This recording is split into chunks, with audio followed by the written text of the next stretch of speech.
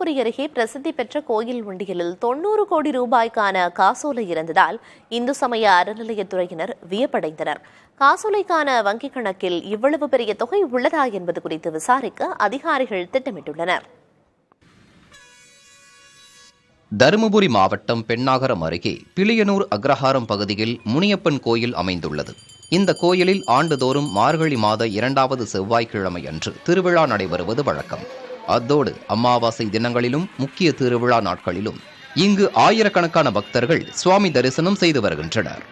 அப்படி வரும் பக்தர்கள் தங்களது குறைகளை நிவர்த்தி செய்ய வேண்டிக் கொண்டு வேண்டுதல் நிறைவேறியவுடன் நேர்த்திக்கடனாக ஆடு கோழிகளை பலியிட்டு பொங்கல் வைத்து வழிபடுவது வழக்கம்.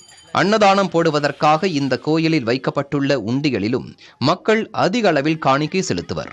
இந்நிலையில் இந்து அறநிலையத்துறை சார்பில் வைக்கப்பட்டுள்ள இந்த உண்டியல் தருமபுரி அறநிலையத்துறை அதிகாரிகள் முன்னிலையில் திறக்கப்பட்டு பணம் எண்ணும் பணியில் கோயில் ஊழியர்கள் ஈடுபட்டனர்.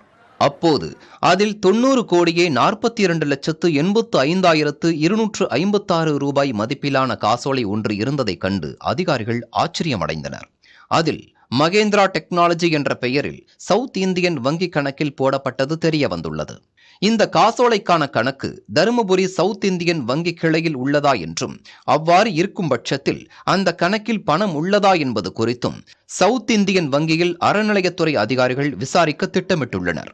கடந்த ஓராண்டுக்கு முன் தருமபுரியில் உள்ள பிரசித்தி பெற்ற குமாரசாமி பேட்டை முருகன் கோயிலில் பக்தர் ஒருவர் தனக்குள்ள கடன் குறித்த விவரங்களை எழுதி உண்டியலில் போட்ட நிலையில் தற்போது பெண்ணாகரம் கோயில் உண்டியலில் இவ்வளவு பெரிய தொகை கொண்ட காசோலை போடப்பட்டுள்ள சம்பவம் வியப்பை ஏற்படுத்தியுள்ளது.